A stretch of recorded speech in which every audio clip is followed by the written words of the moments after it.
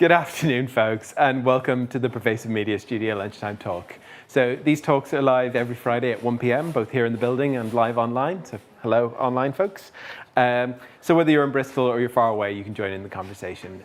My name is Martin O'Leary. I'm the studio community lead here. I'm a white man in my 40s with long hair and a beard, wearing a emerald green t-shirt today. And every Friday, we throw open the doors of the Pervasive Media Studio for Open Studio Friday, where we offer you the chance to spend some time in our space by hot desking alongside our residents and staff from 10 a.m. to 5 p.m. So especially a big welcome to anyone who's new to the studio. Can anyone who's new to the studio put your hand up? Okay, we've got quite a few today. Welcome. This bit is for you. What is the Pervasive Media Studio? We're a diverse and collaborative community exploring creativity and technology, everything from comedy to coding and product development to performance art. And we're a partnership between Watershed, where we are right now, UE Bristol and the University of Bristol, and we're funded by Arts Council England. And what we do is we offer studio space, including desks, meeting rooms, events and opportunities, all for free to our residents as part of a spirit of generosity and mutual exchange. And most of all, we're a place for people to take risks with embryonic ideas and to make some time for collaboration. So just before we get going, a few notes before we begin.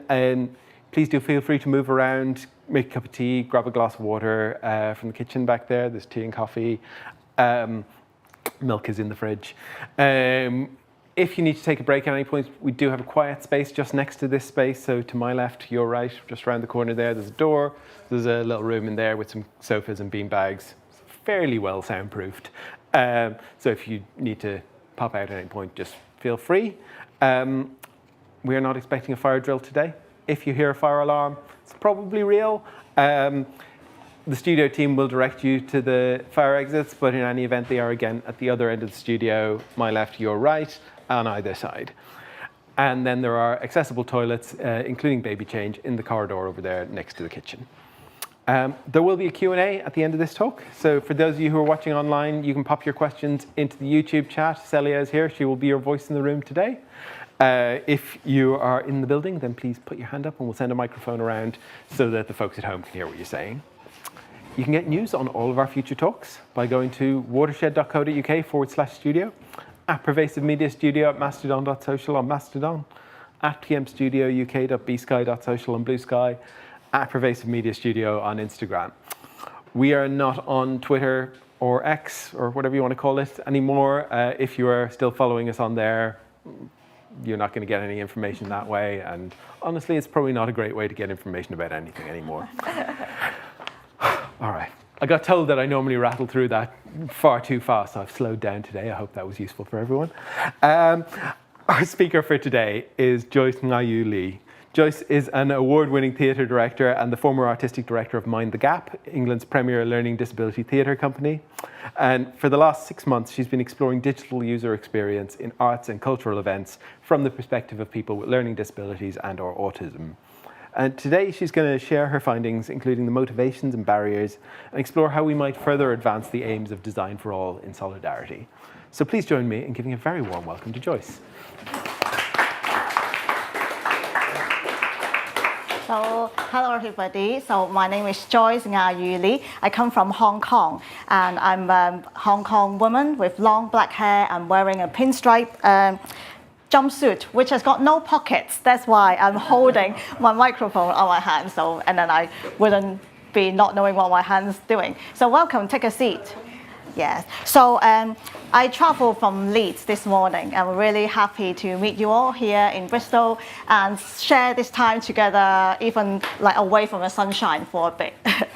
And so today I would like to talk to you, share with you about my findings about inclusive UX for arts and culture events from learning disability and autism's perspectives. My background's not in technology. I'm a theatre director and I spent 15 years working full-time with artists with a learning disability and autism on training as well as professional theatre making, touring nationally and internationally as well.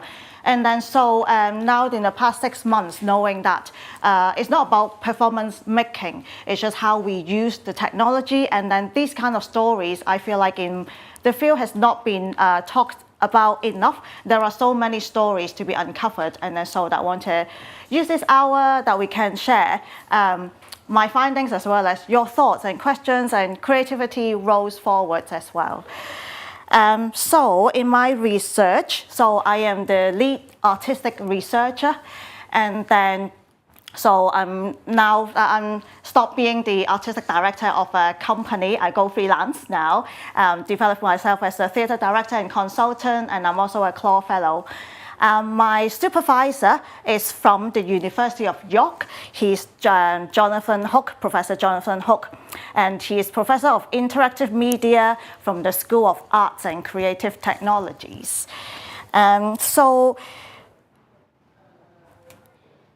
Today, so this sharing will be in 3 parts. So first of all, it's going to tell you the context of my research. What am I actually looking at?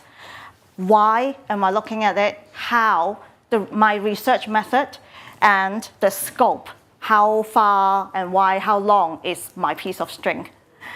Part 2 will be the main part of the finding, the user journey. And there will be some, what have I found and what are the analysis? Welcome, please take a. Part 3, and then is a broader context of the UX of the LDNA. So just putting down the LDNA is learning disability and autism. And then so that is not just about the arts and culture events anymore in 3rd part, but then that's really highlight some of the incentives as well as barriers. And then so as us as creative technologists and people who are concerned about inclusive UX, how are we going to make use of those insights to inform future designs? Okay, so here we go. The part 1, the context. The past 6 months, I examined the user experiences, UX, which the digital user experiences in arts and culture events from the perspective of adults with learning disabilities and or autism. There were 3 reasons to it. We are using digital technology more and more in life. It's just the integration of it, which is really, really difficult to not use anything digital at all. And I remember, it shows my age, there is a film called Pirates of the Caribbean. And then one of the pirates, where they were running away from some enemies, and then they were saying that in pirate code, who's fall behind is left behind. And then I feel like us as creative and people in the arts, we probably better than pirates. We don't follow the pirate code. We don't want to leave people behind. In order to think about something inclusive, it's really important to be getting the real life stories, the data of people's UX, their own experiences, and then so that we could design with their needs and incentives in mind as well. Secondly, there is in the 3rd wave of XCI research, is human and computer interaction. That research is no longer about the human and the computer. It's also around the lived context, it's contextualized experiences and holistic kind of understanding of how the digital technology, how the experiences sit with the life that they are living in, which compose of physical interaction with people, interaction with the geography and the environment as well. So that it is part of it is what needing to be looking at in the 3rd wave of this XCI research. And we know that now there are things developing currently, so that the W3C, they have published a new guideline that's the 3.0, which is about the accessibility of online digital design. And then I think the UK governments, they are on their recommendations still basing on 2.2. So that the 3.0 published in December in 2024. And then on that guideline, it has actually really included the needs and the consideration for people with cognitive and learning disabilities, which is involved by the W3C's task force on cognitive and learning disabilities. And then that is the W3C, the online digital world. And then in arts and culture, there is a new initiative called All In, which is initiated by the 4 Nations Arts Councils, and then it is a platform, online platform, hoping to be a one-stop shop for everybody who have access requirements, wanting to access arts and culture events. When they're going on to that online platform, they could have all the venue, all the events, access information, and their ticketing, registration platform. So instead of going to individual websites, individual venues to tell them to access these things like that. And then so this is something that's being built. And then I think they just launched their first iteration in a few months ago, and then it's in an agile working model, so that this research will be, I'll be talking to people in there to trying to influence, well, these are the stories and people's real experiences. Think about them. When you design your new platform, please think about the consideration of LDNA. So this is the context of it. That is the main umbrella question. When I went to different places to ask the question, like, can I use it? That is the question I ask people. And then under that question, it envelopes a lot of different things. What is it that you use? What are the digital things that you use? It's a survey of things that people will access. Can I use it? What do you like about it when you use it? What stops you from using it when you use it? These are very experiential. I mean, like, about people's. It has no jargon. It's not about, oh, what's your UX experience? People are like, what's UX? I'm not technical. I don't know what you mean. But then when you ask people, what is your experience when you're using it? What do you like? What do you not like? It is just person to person. So that is my main research question.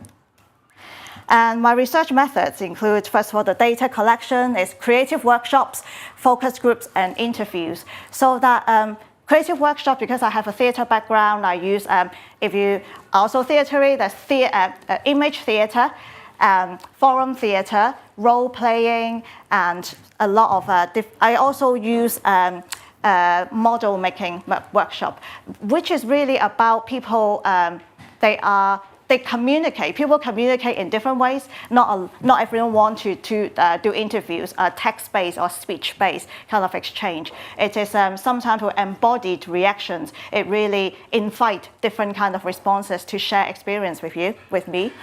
So the data set that I collected involves some speech, text-based thing, dramatic scenes, creative audio responses, and so which means that it's sound that they make, like what do you feel when it is scared, for example, that kind of thing, rather than saying I'm scared. So instead of using words, use audio responses, that kind of thing. Somatic embodied responses, so it's movement, how they move their body in relation to the space, in relation to each other. That's what I mean by the embodied responses, and clay models. So the analysis is more, because there's a lot of qualitative data I got here. So I approach it with a grounded approach, and then using thematic analysis. So pick out the themes from the data that I got, and then searching for what are the themes that's been emerging and what are the patterns patterns and trends that I can see. So this is my research method. According to the scope now, so there are 93 participants got valid consent form come back.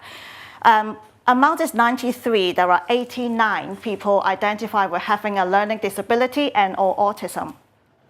And they are north and south of the country: Newcastle, Leeds, Bradford, Cardiff, London. It's really important to notice, to point out that people with learning disability is a very vastly diverse group in itself. And then so for this focus of this research, because it's on the arts and culture events, so I especially identify different engagement in the arts. Like the participants have different levels of engagement in the arts. That is how I pick out my target participant. And they, including people who engage with arts on a recreational level, or they are in training, preparing to join professionally, or training as a vocation, or people who are professional, already delivering professional work. And yeah. So the scope the audience journey, what do I mean? It starts from, I split that into 4 stages. It starts from the discover stage. This first, how you first know about the event. When it comes into your consciousness, how do you know about it? And then second stage is commit, when you decided that you are going, commitment. And the next one is engage. The day when the event starts, you're going to it. On the day of the event, before and during it. And then feedback stage, the last stage after you've seen the event and until you no longer think about it.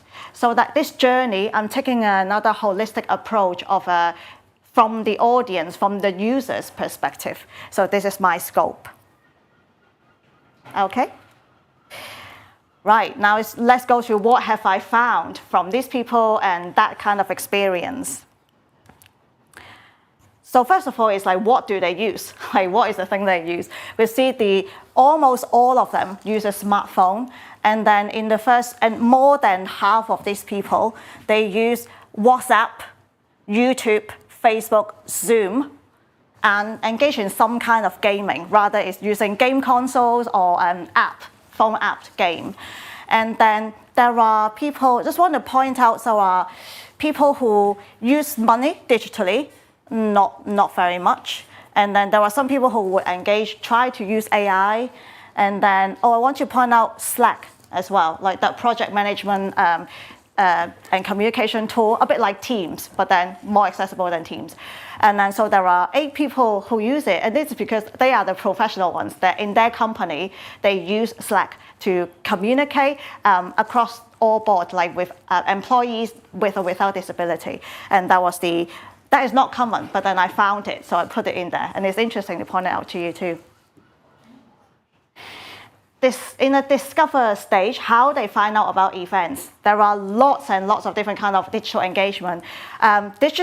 Social media adverts and posts that they saw it on their timeline, suggestion from viewing or search history. It could be like YouTube or the ticket booking, Ticketmaster, or what's the other one? Eventbrite, that kind of page. WhatsApp messages from their friends and family in their friendship group, or like other rather semi-public groups that they've joined.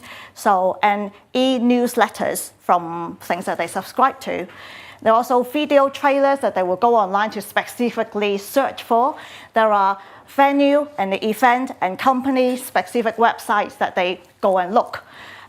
Google general search on what's on, like in the Leeds version will be Leeds Inspired, what's on London, Time Out London, that kind of thing. And then fandom sites and fandom channels, and that will include the Discord as well. So this is what the founding is. And then I realized, looking at this, some of it they are receiving this as passive receivers, but even more so, these people are active agents wanting to go and search for what they want to look at. And then apart from this kind of passive or active kind of engagement, people also really still value the physical publicity materials. It really is more traditional and methods are still in demand. Brochures people pick up from venues, and then letters through the letterbox, and posters on train station, billboards outside buildings, those are still very preferred. So if we are migrating everything online, you're at risk of excluding some people's interests into it. So a combination of digital and physical is still very recommended. In the commitment level, registering, buying ticket, it is significantly low in this one, and which is really different from the general market trend, because I think we could notice and sense that most of the ticketing systems are migrating online. And then, so the low engagement is, people were saying, well, I don't know, these are the quotes. I wouldn't know how to go about it, online systems, booking systems, or like the thing somebody said, they assume that everyone is tech savvy. Tech savvy is the thing that I heard a lot of people say, I'm not tech savvy, I'm not techie. It's like, so it's something for us to think about. There are reasons why they don't want to, that the commitment in this side is quite low, digital engagement. People prefer cash. And then there are some reflection that actually cash is more accessible for budgeting, that you could feel it, you see it depleting rather than numbers, engaging with numbers on the screen. And also when you go buy tickets, the access information is inadequate anyway, or not appropriate. It's not what people need to know. And they end up needing to find a phone number to go talk to somebody before they know they can commit to it. And then, so ticketing system also viewed as insurmountably complicated.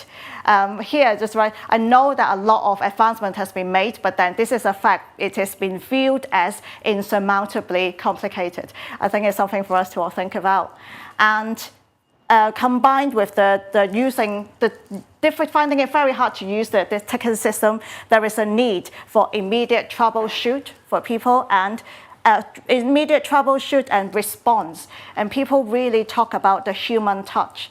They want to know that when there is confusion, when there is problem, help would be on the other end quite readily to communicate. And then currently, a lot of those systems didn't perceive to be able to do that. So that's why when it comes to commitment stage, the digital engagement really dropped drastically. So on the day of the event, these are people's user experience, digital experiences. Navigation, using Google Maps, finding their whereabouts, and check the weather. Reminder, they set reminders, so like, it's time for me to go out, is this the day for the event, things like that. And a lot of their responses said they want to stay in touch with their friends. It's a social experience. They want to go to the event with their friends, so that is they're talking along the way, staying in touch. So some people still say showing the reference or the confirmation email on their phone, and then showing the QR code or e-ticket on the phone. So this is the on the phone kind of thing. Some people will do screen capture and then show the photo on there rather than really going onto email or using that QR code, whatever. And then also documenting the event and the experience itself is photo and video recordings during the event, if allowed, if permitted. So in this engagement, we could notice that actually a lot of it is for social interaction and communication. That is the incentive of these users, while the producers' incentive of sorting out the tickets and then the data collection at that stage, where this group of audiences, they don't really actually engage with that, or this doesn't align with their incentive. So that in this stage, we found users and producers' incentive misaligned here, because there is social participation is valued by the users here, while the designed UX experiences, they are more on the commercial transaction impetus, and there's misalignment. And then on the this one, why? The reason why people don't use that. Another thing is worry about the internet connection when you're at in a venue. You want to show your email where the ticket is. What if you don't have Wi-Fi connection? You couldn't show it, and that's the stress of not having it. Phone running out of battery. There is people mention that quite a lot because they use it to stay in touch with other people and navigate, go around places. And if the phone is then run out of battery, run out of use, then all the other intentions they want to achieve, that they couldn't do it. Eligibility for concession tickets, I think it is a few people mentioned that, then which is they would bring their PIP assessment letter, award letter to the theatre or to the place, because they don't want to be challenged for their eligibility for the concession ticket or the carer that's going with them. And then, so this is one of the things that they want people to understand them, and where they could perceive the system doesn't understand them, their situation. On the feedback, so again, the feedback actually there, the users, their experiences have actually, the engagement has increased a lot again.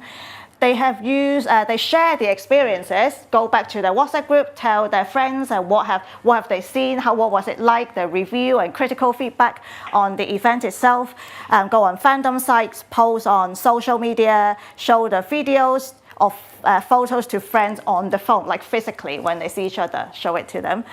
And then find out more information about the show on social media. Most like after they've seen it, they like it, got the curiosity, go and engage more, wanting to build a relationship, they're wanting to find out more. And then for their own reflection, write a blog review. Some people put it online, some people don't, but then the experience, that what they have experienced themselves, these people show they treasure this, then they want to write it down and then own the experience. And then also keeping a log of attendance on personal device. So some people have a spreadsheet that's like what they've seen and what do they think about it, things like that. And this is what people have done by themselves. And I asked them, have anybody filled in feedback forms? Nobody. Any survey? No one. And any questionnaires? Nobody. Feedback form, questionnaire, surveys, a lot of the times what the event producers, we might want to get people's feedback through these means, but then there's literally nobody have feedback to them. But they do have their feedback, they do have thinking, it's just not being captured by these traditional ways. And then, what does that tell us? Actually seeing what people, the lived experience, they do treasure experience, and they want to share those experiences. It's just not how the companies want to capture it. A lot of the times, all these things, it could be perceived as quite cold, quite clinical, and a lot of the time they're quite text-based form as well. And I suppose they don't want to fill in any more forms to be for your use, that they want to capture what they value. And then I think here, it looks like there is a relationship building opportunity because there is intention, there is desire there, but it's just the method that has been commonly used now that's not able to capture the opportunity. And then so I would like to just recap of that, the journey that we were on just now. So it's discover, commit, engage, and feedback, 4 stages in the engagement with arts and culture events.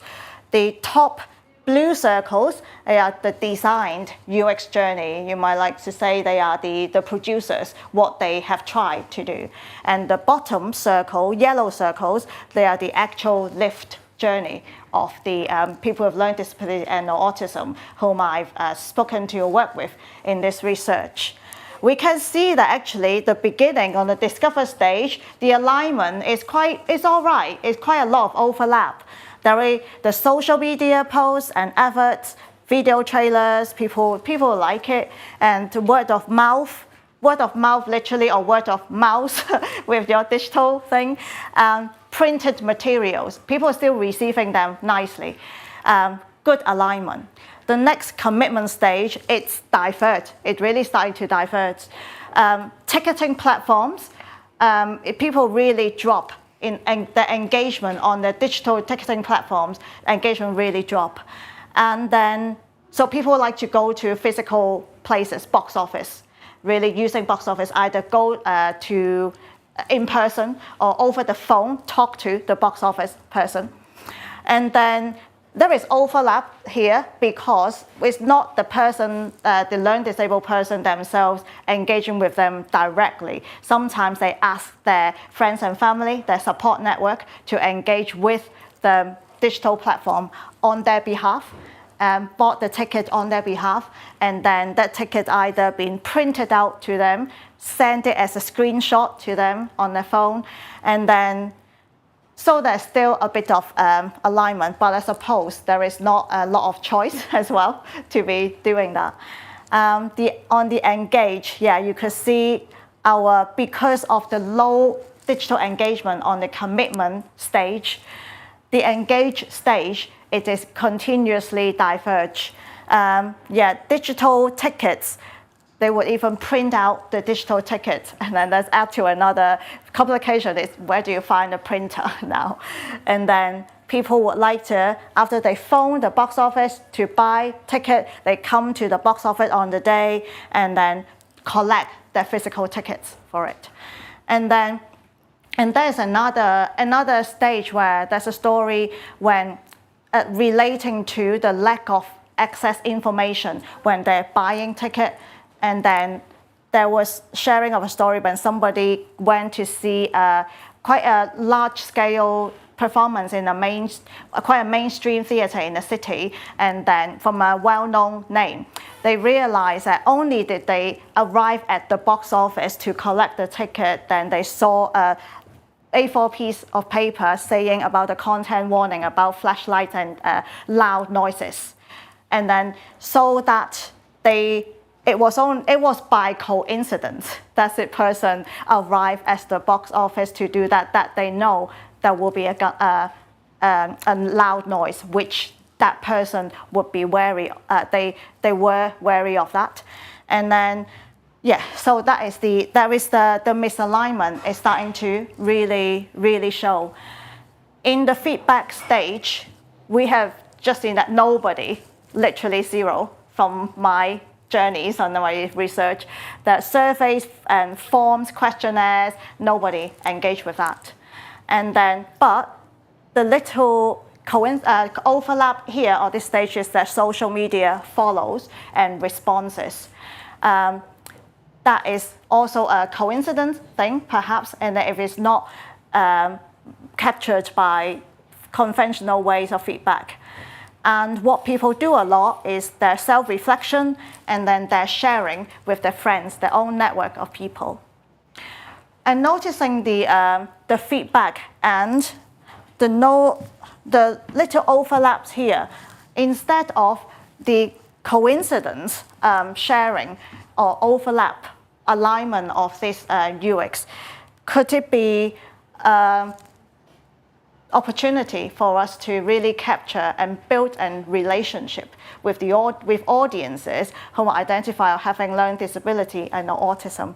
Because this reflection and sharing with friends is already organically feeding back into that discovery stage, into the word of mouth, into their sending WhatsApp messages and then sharing with their fandom sites with other people there. Even the producers may not be actively encouraging it or doing it, it is happening regardless. And then it could be an insight or let us look at what actually is happening there. And can we work together with audiences like this and then design something that's more suitable or of a better alignment? So that is the part 2. We're going into our last part of this sharing about the broader UX of LDNA. And then because in my search of my answer, can I use it in arts and culture events, people talk about all sorts of things. And then there's some reflection after those research workshops were saying that, wow, people don't ask us about digital experiences. I don't get to talk about it a lot. And then I thought I would have nothing to contribute. And then now, after we've done scenes and games and exercise and conversations and chat amongst each other, I realized actually I've got a lot to say. And then it's not just about the arts and culture events. But then in this research, we uncovered a lot of incentives and motivations of why people want to engage with digital. And there are lots of barriers that we've uncovered. What have stopped them? What are the barriers stopping them from using it with ease and comfort? And from that, there is a little bit of insight and recommendations so that us as creatives, designers, I wonder what these insights is, incentives and barriers and insights can let us find our own solutions to meet those, to find better alignment with users. So incentive and motivation, they are connectedness and communication. Some things really, it goes on the top, is really want to stay connected. To access professional and education opportunities. They are the formal ones, professional and education opportunities. And then informal ones are their own research and their own learning, just like they pursue their own interests, or like, oh, there's a dripping tap, how do I fix it? That kind of thing. Entertainment, there's a lot of YouTube going on to see videos, catch up on shows, TV, things like that. Mental health and well-being. There are people saying we could listen to white noise or rain on Spotify just to get away from the hustle bustle or the pressure of what is a bit of escapism as well. A sense of community and freedom of expression. People talked about they really like to see different interests being pursued and doing what people want to do and have a freedom to express themselves. Not a lot of my participants here do upload content online themselves. There are a lot of, I will come to that in the barrier session, but then they like to see and reach out of their immediate circles or immediate networks, which are beyond learning disability or their location or their nationality. So it's about scoping out, reaching out to the world. Advocacy and awareness raising. Now that people say that, there are some people say there is not a lot of representation of people with a learning disability and autism online or digitally, or they don't feel like it is adequate. Shopping. So previously I said that people don't really use money online, some of them, but then shopping is also something, it's for them to research what's there to buy as well. So it's like convenience in life. So they would benefit from that.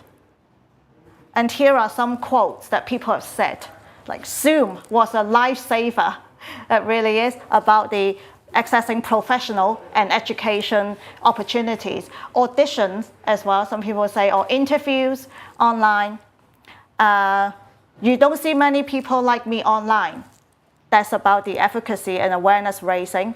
There are participants also that use short form content to teach Macintosh to children as well in one of my participants. I can get away from the world. That's about the mental health, well-being. If you don't know anything, go on YouTube. There were some YouTube advocates in there. I like it when it is positive and they are doing what they will. That's about seeing people able to express themselves freely. I get to see my son, sometimes about different family arrangements, or they are in different locations. It is really maintaining connectedness and community. And then I did this exercise with people, which I tell them, do you love technology? Are you confident with technology? So that it was a big room, and then I say, yes is one side, no is the other side, maybe it's kind of like in the middle. And then if you agree with this statement, go to yes. I said, I love technology. People all like go migrated to one side a lot. And then I say, I feel confident with using technology. And they start to, they start to spread to the other side of the room. And then loved it, but then not confident with using it. And there is somebody portrayed a scene which is about this person's trying to buy a ticket online, and then there's another actor, another person pretending to be a computer. And that person will say, haha, you pressed the wrong button, you donut. Let's try again. Haha, you got the wrong link, you donut. And then do something. And then she was like something, aha, you donut. And then at the end, it's like, I'm not a donut. So it is something repeated. It's almost like a learned helplessness, learned repeated failure. Just make people even stop trying because they feel like they're a donut. I'm not a donut. What are some barriers? Safeguarding is really, really top and high up on the list. Safeguarding is such a big word. We need to think about what under safeguarding. Security and privacy is one thing. So this is about scamming, being hacked. There were stories like somebody's account being hacked, and then they only get to know about it because their family member said that, oh, my friend said that you asked them to buy these Ray-Ban glasses. And then They were like, that's not me. I would never scam people. And then they feel angry. They felt worried. Am I being treated as a scammer now? Is police going to come to, am I in trouble? So that is really a heightened awareness for people being scammed, being hacked, because it has happened. The second level of safeguarding is cyberbullying. It's on all levels, like on social media, on the WhatsApp groups. It is a very serious and important issue, cyberbullying, that really stop people from engaging. The other level under safeguarding is the mental health and addiction. There are lots of mechanisms where just really draw people in digital addiction, where there was somebody who said that I love it, but I'm not proud of it. I'm just on it constantly, but I can't help. It's overwhelming. And then in a different breath, that person said, it's almost like I feel like they were addressing designers. They said, I know it's your job, but can you at least let people have a break? That's the message is really saying, like really clear and loud. Another level of addiction, apart from really interfering with mental health, that is also, somebody talked about online gambling and the addiction on that as well. That gambling combined with the instant gratification or delayed, or that mechanism that really has impeded and affected that individual financially. So under safeguarding, there are different levels and different actions to take. The hate crime and theft, I think this is a really unique story, and then that really talked about the holistic lived experience, like how you understand what situation people lived in. And that story was about this person, they are relatively tech savvy, like use app, use money to manage their own digital accounts. And then so one day they were having a bus app ready on the street, ready on the hand. The bus arriving, knowing that arriving, there's somebody come up to them and speak to them in a language that they don't understand. So that the situation is somebody tried to speak to me and I'm trying to get on this bus. And then so that person's really under quite a lot of stress and pressure. So that the person trying to speak to him grabbed his phone, ran away, leaving this person just stood there, no phone, and then the bus drove off. And then they said, I'm never going to use bus app again. So the barrier, not really about the design of the interface, it's that lived experience, the whole context of that person is stopping this person from accessing the convenience of life using a phone app because of the existence of hate crime and theft. So some other barrier is information and communication shortcomings. Just for example, the access information. For example, what's it called? Partially blocked view. Partially blocked view. What does that mean? How blocked is it, and which part of it? This part I can't see, but I can see this part. Like, what does it actually mean? Also, when you buy, some people want to decide whether they can accept that partially blocked view in exchange of a cheaper ticket price. They want to make that choice themselves. And then another thing about that communication that is not enough for people to make a decision is that like balcony view. Somebody with a visual impairment say that I don't mind being a bit far away, but if it's too far, then I can't see because of, I just want to know how far is far, how blocked is blocked. So this is a kind of communication that sometimes people may take for granted, that people would just need more explanation and understanding.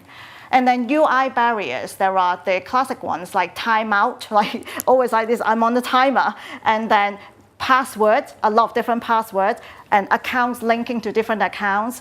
And also when the page doesn't look responsive, you refresh and then you lost all the information, you have to start all over again. those are the classic UI barriers. It's still really, really relevant and immediate for this group of participants. And then hardware and software, what I mean by that is like there is a barrier in constantly upgrading your gear. It is very expensive. And then if you use old gear, or if it is broken, then, well, if it's broken and it's broken, or partially working and it's not fully working. And then if it is too old that your gear couldn't, and then the system is not supporting the new systems anymore, you couldn't update it. And then so people are experiencing barrier in that way as well. Some quotes. I don't want to be dictated. That's about the privacy and security. There was about, it feels like there are lots of people grabbing my data and finding out where I want to be, what I want to go, what I want to buy. There's a distrust in there. And people say, I don't want to be dictated. See, the view partially blocked, what does that mean? And it is overwhelming and I can't stop using it. That's about mental health and addiction. The light spins around, so I know it's listening. So that's the other bit of the other flip of the coin of the UI barriers. That's the UI, that's the design that make people feel like, oh, I know that you're working on it. Oh, I'll wait then. So that's useful. They're talking about Alexa, the light spins, and I know that it's working. Trolls on Twitter, WhatsApp, bullied on that too. That's about the cyberbullying. And my battery died. That's about the hardware and software.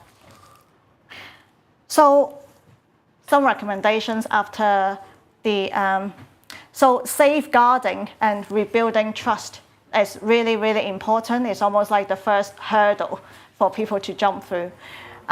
If that's just sometimes even broken links or information that lead to nowhere, or the link that lead to a loop, then people just feel like, oh, I can't trust this information on there. I would just better ask somebody. And then where's the phone number? It is so hard to find. And then people are stuck in that loop of helplessness. Nuanced analysis and diversity of choices. Because just now in the beginning, we say this LD&A community, they're not the same.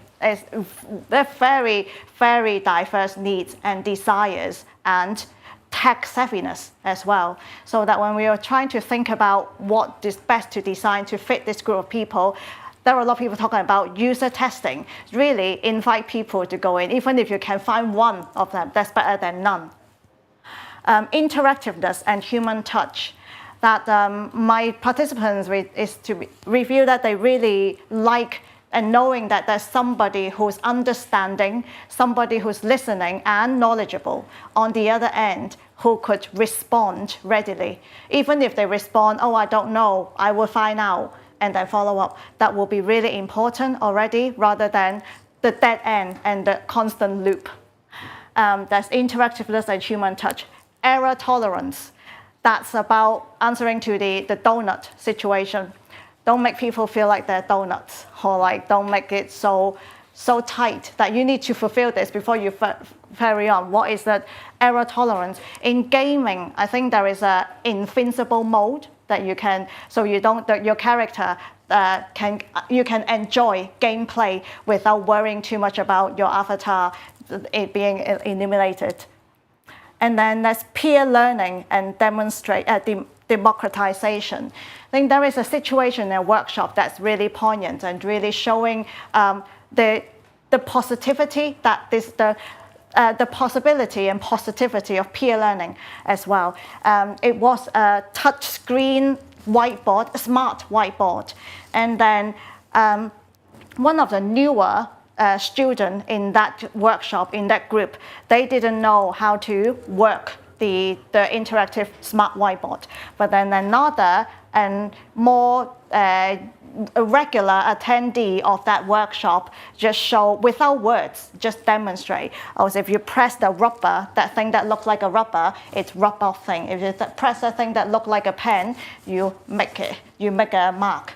And then the newer member just immediately after seeing the demonstration from the peer and that intuitive design of those signs, the new member managed to just picked up that skill immediately in front of my eyes. And then, so I think we can really take heart that the intuitive design and the picture and the diagrams, they really worked. People understand it. And then the working together, peer learning, that's trial and error, of course. In that, I think that happened within 5 minutes. There is some trial and error.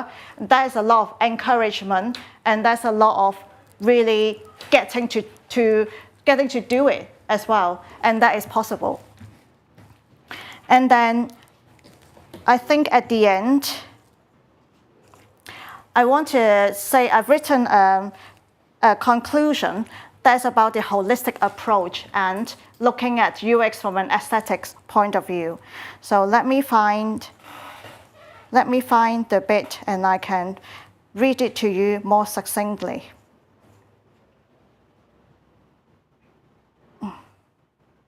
Okay, here we go. So UX designers are architects of the virtual environment, and such architectural designs contribute to safety, ease, and enjoyment, just as buildings or roads would. The impact of UX reaches far beyond the functional. It contributes to a holistic lived experience.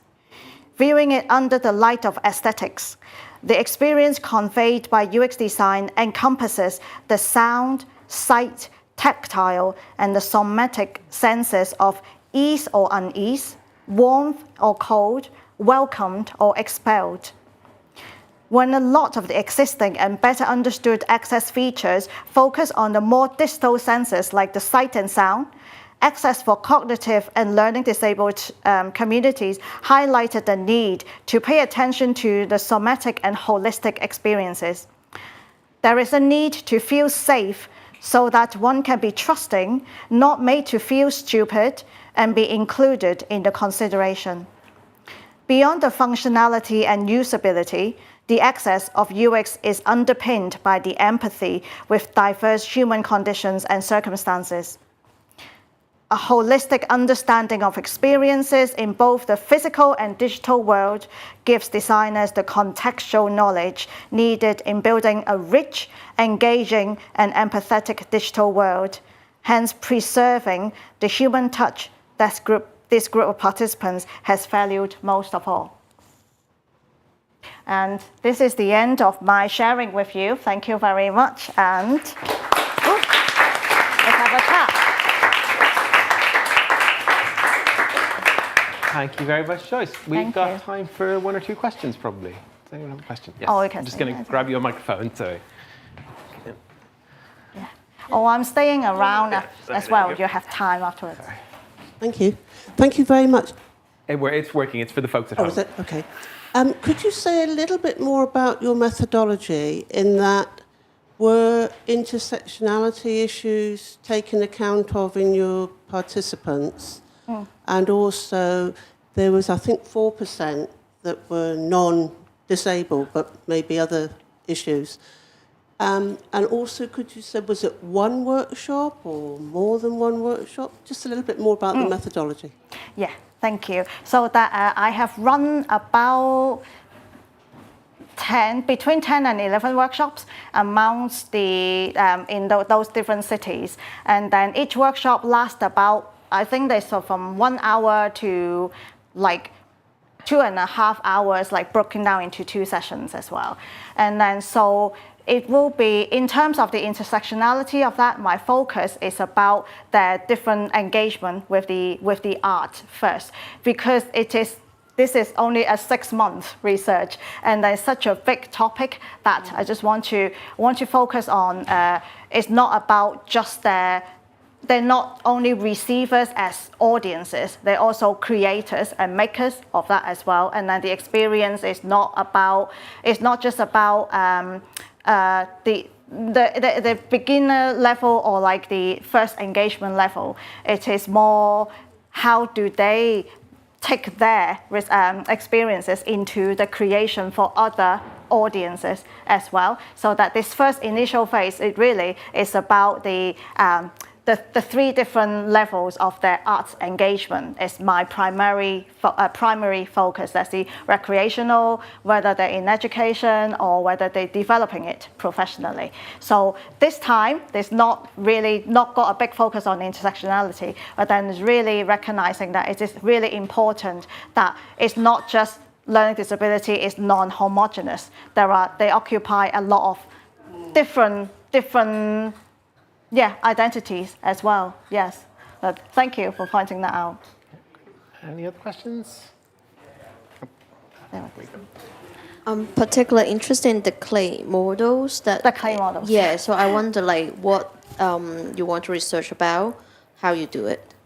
I see. So the clay model, I used that in one workshop, and then it is because I think something that's quite important for me is to meet the participant where they're at, rather than, so it's something that they are used to doing and as a way of their communication. And that one workshop that I used the clay modeling, it was because they are the group that use visual arts to express. And then I'm not a visual artist, but then this is something that I collaborate with the